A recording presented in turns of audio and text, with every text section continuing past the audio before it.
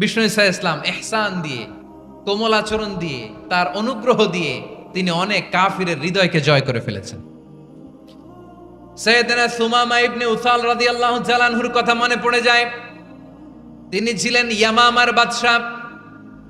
মদিনাতে বিশ্বনবীকে হত্যা করার নিয়তে এসেছিলেন, গোপনে গোপনে বিশ্বনবীকে হত্যা করে আবার ইয়ামামাতে তিনি ফিরে যাবেন। কিন্তু কি অবাক করা কাণ্ড, হত্যা করতে পারে নাই, সাহাবাদের হাতে তিনি ধরা পড়ে গেলেন। সাইয়েদনা সুমামা ইবনে উসাল রাদিয়াল্লাহু তাআলা আনহু হত্যার নিয়তে আসলেন, কিন্তু হত্যা করতে পারলেন না। সাহাবারা ওনাকে ধরে ফেললেন, ধরে মসজিদে নববীর পিলারের মধ্যে বেঁধে রাখলেন। সুমামা ইবনে উসাল, সিরাত থেকে শুনেন, সিরাত থেকে শোনাচ্ছি। রাদিয়াল্লাহু তাআলা আনহু ইয়ামামার অধিপতি ছিলেন। ইয়ামামা বিশ্বনবীকে হত্যার জন্য আসছেন, ধরা পড়ে গেছেন, এখন মসজিদে নববীতে বেঁধে রাখছেন, তার মানে বন্দী। তো এখন স্ট্যাটাস কি? বন্দী, ক্যাপটিভ। বিষ্ণু ঈসা ইসলাম সাহাবাদেরকে বললেন তার খোঁজ খবর নিও, সুমামা ইবনে উসালের খোঁজ খবর নিও। সাহাবার বলেন, ইয়া রাসূলুল্লাহ, আপনাকে হত্যা করতে এসেছে, তার তো কঠিন ক্যাপিটাল পানিশমেন্ট হওয়া দরকার, কঠিন শাস্তি হওয়া দরকার। বিশ্বনবী বললেন, না, আমি যেটা জানি তোমরা সেটা জানো না, তোমরা সুমামার সাথে ভালো আচরণ করো। বিশ্বনবী সুমামার কাছে গেলেন। প্রথম দিন যে তিনি কালেমার দাওয়াত দিলেন, ইমানের দাওয়াত দিলেন, ইসলামের দাওয়াত দিলেন, রিসালাতের দাওয়াত দিলেন, আখিরাতের দাওয়াত দিলেন। পরের দিন যে বিশ্বনবী সালাতের দাওয়াত দিলেন, যাকাতের দাওয়াত দিলেন, ইসলাম কি, কিভাবে, কেমন করে পালন করতে হয় চমৎকার আর্টিকুলেট করতে শুরু করলেন। তন্ময় হয়ে সুমামা ইবনে উসাল রাদিয়াল্লাহু তাআলা আনহু বিশ্বনবীর কথাগুলো শুনতে আরম্ভ করলো। একদিন নয়, 2 দিন নয়, টানা 3 দিন বিশ্বনবী সুমামার কাছে ইসলামকে প্রেজেন্ট করেছেন, উপস্থাপন করেছেন। আওয়াজ করে বলেন, কয় দিন? 3 দিন। 3 দিন মসজিদে নববীতে বাধা। আর সাহাবীদেরকে বললেন তার খোঁজ খবর নিও, তোমরা যে রুটি বানাও এর মধ্যে সবচেয়ে ভালো আটার রুটিটা তারে দিও, সবচেয়ে রিফাইন্ড খেজুর, যেটা পিওর খেজুর, এটা তারে দিও। আর বিশ্বনবী নিজের উট থেকে দুধ দহন করে ওনার বাড়ির এক কর্মচারীকে বলেছেন, দুধ দহন করে সুমামার জন্য নিয়ে যেও। সুবহানাল্লাহ পড়বেন না? সবাই তো অবাক, ইয়ামামা থেকে আসছে নবীকে হত্যা করতে, বিশ্বনবী দেখে তারে জামাই আদর করে, মজার মজার খাবার দিও, দুধ দিও, আদর আপ্যায়ন করো। 1 দিন নয়, 2 দিন নয়, টানা 3 দিন বিশ্বনবী এভাবে সুমামার কাছে যেয়ে ইসলামকে প্রেজেন্ট করতে আরম্ভ করলেন, ইসলামকে উপস্থাপন করতে শুরু করলেন।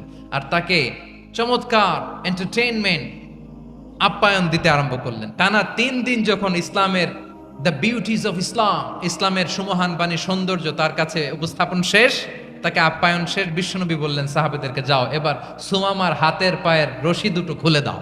তারা বললেন, ইয়া রাসূলুল্লাহ, কি বলেন আপনি?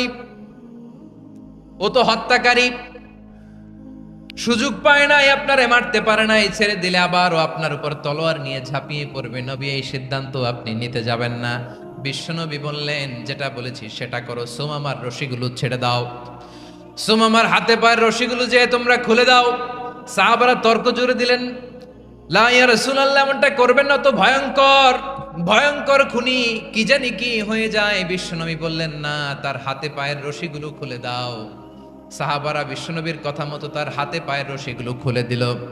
সুমামা মুহূর্তের মধ্যে মসজিদে নববী থেকে বের হয়ে ইয়ামামায় ফিরে না যে মসজিদে নববীর পাশে একটা খেজুর বাগান ছিল, সেখানে চলে গেলেন। সেখানে একটা ছোট্ট কুয়া ছিল, কুয়ার পানি দিয়ে তিনি গোসল করলেন। সুবহানাল্লাহ পড়েন। কুয়ার পানি দিয়ে গোসল করে মসজিদে নববীর সামনে এসে বিশ্বনবী এবং সাহাবাদের সামনে দাঁড়িয়ে সাব্বাবা উঁচু করে বললেন, আশহাদু আল্লা ইলাহা ইল্লাল্লাহ ওয়া আশহাদু আন্না মুহাম্মাদান আবদুহু ওয়া রাসূলুহু। আল্লাহু আকবার! আমি সাক্ষ্য দিচ্ছি আল্লাহ ছাড়া কোনো ইলাহ নাই, আর মুহাম্মদ আল্লাহ তাআলার প্রেরিত বান্দা এবং রাসূল। প্রিয় ভাইয়েরা, ইহসান দিয়ে যা জয় করা যায়, কঠোরতা দিয়ে সেটা কঠিনকালেও জয় করা যায় না। আওয়াজ করে বলেন, ঠিক কি না? এবার সুমামা দাঁড়িয়ে বলে, ওগো নবী, আমি তো কালিমা পড়ে মুসলমান হয়ে গেলাম, এবার শোনেন, এই মুহূর্তের আগে আপনার চেহারার চাইতে নিকৃষ্ট কোনো চেহারা আমার কাছে ছিল না, কিন্তু শাহাদা পাঠ করার পরে আপনার চেহারার চাইতে উত্তম শ্রেষ্ঠ কোনো চেহারা আমার কাছে আর নাই। ও নবী, আজকের দিনের আগে ইসলাম ধর্মের চেয়ে নিকৃষ্ট অপছন্দনীয় কোনো ধর্ম আমার কাছে ছিল না, কিন্তু এই মুহূর্ত থেকে ইসলামের চেয়ে সেরা শ্রেষ্ঠ পছন্দনীয় কোনো ধর্ম আমার কাছে নাই।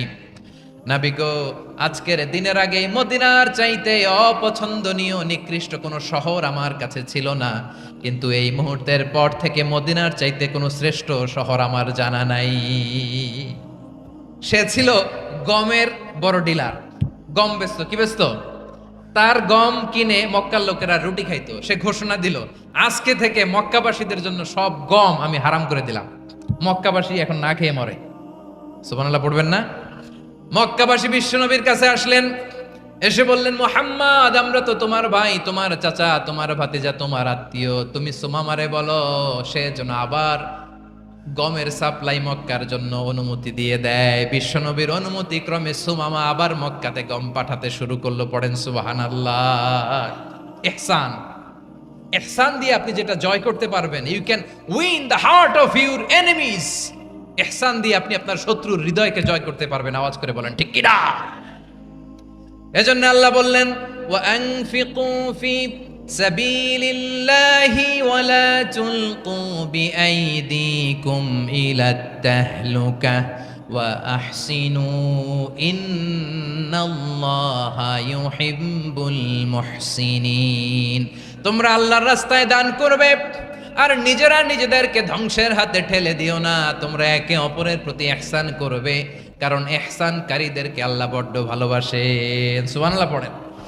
আবার সূরা রহমানে আল্লাহ বললেন, হাল জাযাউল ইহসানি ইল্লাল ইহসান ফাবিআইয়ি আলা, সবাই পড়েন, ফাবিআইয়ি আলাই রাব্বিকুমা তুকাযযিবান। ইহসানের প্রতিদান হিসেবে ইহসানি হয়। বিশ্বনবী সুমামার প্রতি যেমন ইহসান করেছেন, সুমামাও ঠিক তেমন ইহসান ফিরিয়ে দিয়েছে। ঠিক কিনা বলেন?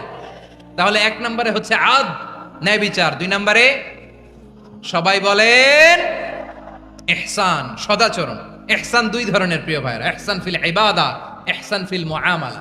ইহসান ফিল ইবাদা হচ্ছে একাগ্র অনুভবে ইবাদতে ডুব দেওয়া, এর নাম ইবাদতের ইহসান। সুবহানাল্লাহ পড়ে। বিশ্বনবী বলেন ইহসান মানে কি জানো নাকি? হাদিসে জিবরিলে সাইয়েদনা জিবরিল আলাইহিস সালাম বিশ্বনবীকে বললেন, আখবিরনি আনিল ইহসান। নবী আমাদেরকে বলেন ইহসান মানে কি? বিশ্বনবী বললেন, আনতা আবুদাল্লাহা কাআন্নাকা তারাহু ফাইন লাম তাকুন তারাহু ফাইন্নাহু ইয়ারাক। ইহসান মানে হলো এমন ভাবে তুমি আল্লাহর সামনে নিজেকে উজাড় করে ইবাদত করবে, তুমি ভাববে তুমি আল্লাহকে দেখতে পাচ্ছ। আর এটা যদি ভাবা তোমার জন্য কঠিন হয়ে যায়, অন্তত এতটুকু তুমি ভাববা যে আল্লাহ তোমাকে দেখতে পাচ্ছেন। ঠিক কিনা বলেন? ও আমার বীর চট্টলার ভাইয়েরা, কেউ যেটা দেখে না সেটা দেখে কে? এই বিশ্বাস হৃদয়ের মধ্যে আছে? নামাজে যখন দাঁড়ান এই ফিলিংসটা আনা যাবে? হ্যাঁ, এশার সালাত তো এখনো হয় নাই না? আলোচনা শেষে এশার সালাত এখানে অনুষ্ঠিত হবে, তাই না? আচ্ছা বলুন তো, আমরা এশার সালাত পর্যন্ত বেঁচে থাকবো এই গ্যারান্টি আছে কার কার? হাত তোলেন। কয়েকজন হাত তুলছে পেছনে, না বুঝে তুলে ফেলছে। এশা পর্যন্ত যে আমরা হায়াত পাবো কোনো গ্যারান্টি আছে? সবাই আওয়াজ করে বলেন, গ্যারান্টি আছে? গ্যারান্টি নাই। এজন্য বিষ্ণু ইসলাম বলেছে, এমন ভাবে নামাজে দাঁড়াও, ইবাদত করো, মনে করো হতে পারে এটাই আমার জীবনের শেষ নামাজ। পারফর্ম দ্য সালাহ as if this is your last and final prayer. এমন ভাবে সালাতে দাঁড়াও, ভাবো হতে পারে এটাই তোমার জীবনের শেষ নামাজ। এমন ভাবে নামাজে দাঁড়াও, ভাবো এটাই শেষ নামাজ। তাহলে নামাজে একাগ্রতা বাড়ায় দিবে কে? ফলে ইবাদতের ইহসান আমাদের অর্জিত হবে। আর মুআমালাতে ইহসান হলো,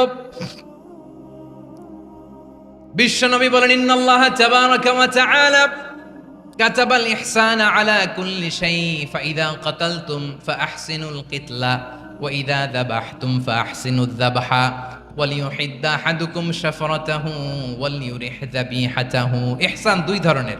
আওয়াজ করে বলতে হবে কয় ধরনের? সবাই বলুন আওয়াজ করে, কয় ধরনের?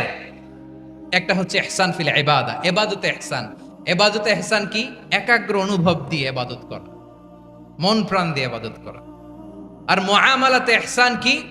সব কাজে, দৈনন্দিন কাজে, কর্মে, সামাজিক অ্যাক্টিভিটিতে কোমলতা প্রদর্শন করা, অনুগ্রহের সাথে সবকিছু করা, আল্লাহ তাআলা ইন্নাল্লাহা তাবারাকা ওয়া তাআলা কাতাবাল ইহসানা আলা কুল্লি শাই, তিনি সব কিছুর ব্যাপারে ইহসানকে আবশ্যক করেছেন। সবকিছুতে মুমিনের সব কাজে ইহসানের পরশ থাকবে। ওয়া ইযা কাতালতুম ফাহসিনুল কিতলা, বিষ্ণুই বলেন তুমি যখন কাউকে হত্যা করো ইহসানের সাথে করো। সুবহানাল্লাহ পড়বেন না? যখন হত্যা করো তখনও ইহসানের সাথে। আচ্ছা হত্যা করবো আবার ইহসান আসবে করতে করে তো মেরেই ফেলবো আমি। আল্লাহ, ও ভাই একজন খুন করেছে, খুনি রাষ্ট্রীয় আইনে তার শাস্তি হয়েছে ডেথ পেনাল্টি, মৃত্যুদণ্ড। এখন মৃত্যুদণ্ড দেখে আপনি যেমনে মন চায় তেমনে মারবেন লোকটারে? ওর নাক কেটে ফেলতে পারবেন? ওর কান কাটতে পারবেন? ওর চোখ উপড়ে ফেলতে পারবেন আপনি? যেমন মন চায় তার অঙ্গহানি করা যাবে না। ইহসানের সাথে তাকে হত্যা করো। সুবহানাল্লাহ, this is Islam, this is the true essence of Islam. ওয়া ইযা যাবাহতুম ফাহসিনু যাবহা, যখন জবাই করবে তখনও ইহসানের সাথে জবাই করো। করব জবাই, ওইখানেও নাকি ইহসান।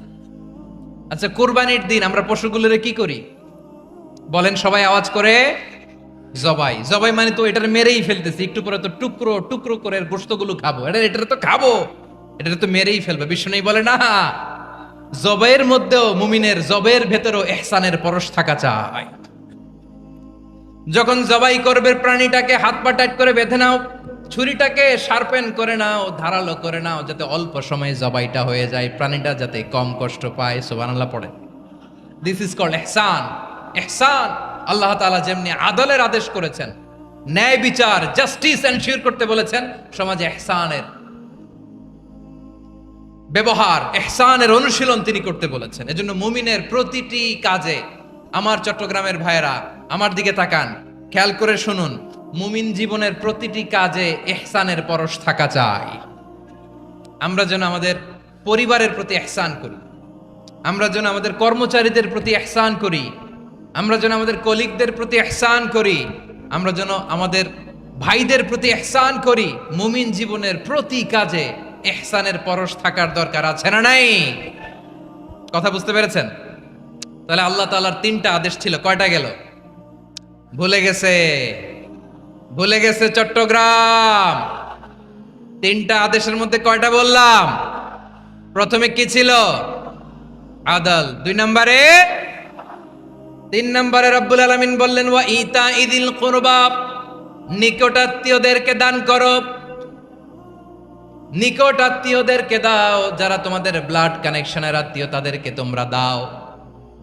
এখানে জেনারেলি বললেন দাও, কি দিব সেটা তিনি এখানে বলেন নাই, সেটা তিনি সূরাতুল ইসরার মধ্যে বলেছেন। আল্লাহ বলেন ওয়া আতিযাল কুরবা হাক্কাহ, নিকট আত্মীয়দেরকে তাদের অধিকার, তাদের প্রাপ্য তোমরা বুঝিয়ে দাও।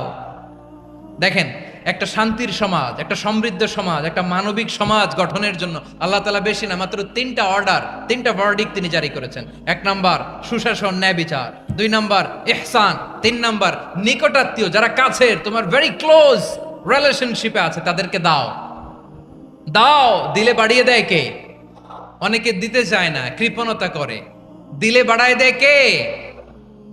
ও মিয়া, মদিনার মধ্যে সবচাইতে গরিব সাহাবী ছিল বেলাল রাদিয়াল্লাহু তাআলা আনহু। ওনার এন্টায়ার অ্যাসেট, সম্পদের পরিমাণ কতদূর জানেন? একটা লুঙ্গি। বেলাল রাদিয়াল্লাহু তাআলা আনহু, ওনার টোটাল ওয়েলথের এস্টিমেশন হচ্ছে মাত্র একটা লুঙ্গি। একটা লুঙ্গি, টোটাল ওয়েলথ এস্টিমেশন, টোটাল সম্পদের পরিমাণ বেলাল রাদিয়াল্লাহু তাআলা আনহুর কি ছিল? কথা বোঝে নাই বোধহয়। কি ছিল? ওই বেলাল রাদিয়াল্লাহু তাআলা আনহুকে বিষ্ণু ইসলাম বলেছেন আনফিক ইয়া বেলাল, ও বেলাল তুমিও দাও। ওয়ালা তাখশা মিন যিল আরশি ইখলালা, আরশের অধিপতির তো কোনো ঘাটতি নাই, তুমি দিলে ওই আল্লাহ তোমারে বাড়ায় দিবে। এজন্য আমার প্রিয় ভাইয়েরা, দিলে কমে না, দিলে বাড়ে। অনেকে ধরে রাখে, নতুন কিছু নিতে পারে না, হাত দিয়ে যেটা ধরে রেখেছেন এটা দিয়ে দেন, বড় একটা ধরার সুযোগ পাবেন। জোরে বলেন ঠিক কিনা? ধরেন 5 কেজি ওজনের একটা ধরে রাখছেন, এখন 10, এটা না ছাড়লে 10 কেজি ধরতে পারবেন আপনি? আচ্ছা 10 কেজির জিনিস একটা আছে হাতে, ওইটা যদি ছেড়ে দেন তাইলেই না 15 কেজি ধরতে পারবেন। কথা বলেন ঠিক কিনা? তাহলে দিলে বাড়িয়ে দেয় কে? রব্বুল আলামিন বললেন 3 নাম্বার আদেশ হলো তোমাদের প্রতি সমাজটারে কেমন করে মানবিক সমাজ, সুন্দর সমাজ গড়বা।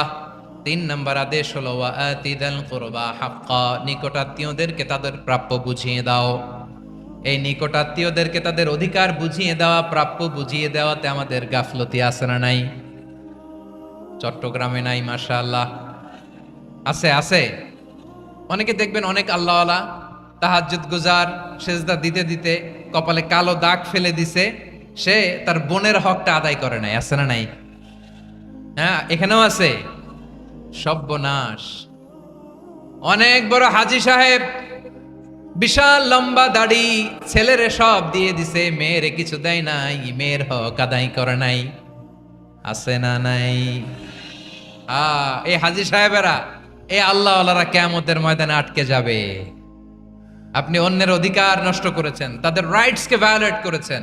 এজন্য আল্লাহ তাআলা বলেন, কারো অধিকার যদি কেউ নষ্ট করে, ওই সমাজটা মানবিক সমাজ কঠিনকালেও হতে পারে না। এজন্য 3 নম্বর আল্লাহ বললেন ওয়া ইতা ইদিল কুরবা, নিকটাত্মীয়দেরকে দাও। কি দিবা? তাদের অধিকার দিয়ে দাও।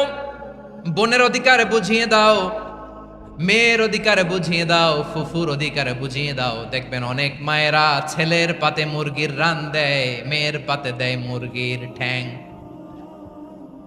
এরকম আছে না নাই? ছেলেরা কি দেয়? মুরগির। মেয়ের পাতে কি দেয়? তো মেয়ের কি মুরগির রান খেতে মনে চায় না? মনে চায় না? এমনটা করা যাবে না। নিকটাত্মীয়দেরকে অধিকার দিয়ে দাও, নিকটাত্মীয়ের সাথে সুসম্পর্ক রাখো। আদেশটা কার? এজন্য প্রিয় ভাইয়েরা, জীবনে যদি বারাকা অর্জন করতে চান, নিকটাত্মীয়দের সাথে সুসম্পর্ক রাখতে হবে, তাদের জন্য উপহার পাঠাতে হবে। বিশ্বনবী বলেন লা ইয়াদখুলুল জান্নাতা কাতে, যে ব্যক্তি আত্মীয়তার সম্পর্ককে ছিন্ন করে দেয়, সে কঠিনকালেও আল্লাহর জান্নাতে ঢুকবে না। আপনি কি এটারে সহজ হাদিস মনে করছেন? এটা সহজ কথা? আপনি ভাবছেন আপনার নামাজ আপনারে বাঁচাতে পারবে? আপনার রোজা বাঁচাতে পারবে? আপনার তাহাজ্জুদ আপনারে বাঁচাতে পারবে? অধিকার নষ্ট করলে কিছুই আপনারে বাঁচাতে পারবে না। এজন্য নিকট আত্মীয়দেরকে দিতে হবে বেশি বেশি। বিশ্বনবী বলেন ইন্না সাদাকাতা আলাল মিসকিনি সাদাকা ওয়া আলা যির রাহিমি ইসনাতান সাদাকাতুন ওয়া সিলা। মিসকিন রে দান করলে শুধু দানের সওয়াব হয়, নিকট আত্মীয়কে দান করলে দুইটার সওয়াব হয়।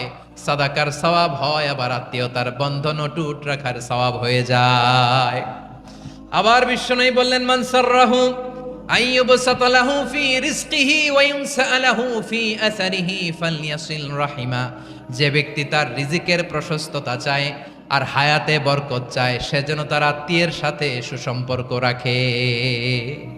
আমার প্রিয় চট্টলার ভাইয়েরা, আমাদের রিজিক বাড়ুক, এটা আমরা চাই কি চাই না? সবাই চান? হ্যাঁ, আমাদের রিজিকে প্রশস্ততা আসুক, চাই কি চাই না? আমাদের হায়াতে বরকত আসুক, আমরা চাই কি চাই না? এই দুইটা যদি চান, তাহলে নিকটাত্মীয়দের সাথে সুসম্পর্ক রাখবেন। পারবেন? তাহলে সমাজটারে মানবিক সমাজ বানায় দিবে কে?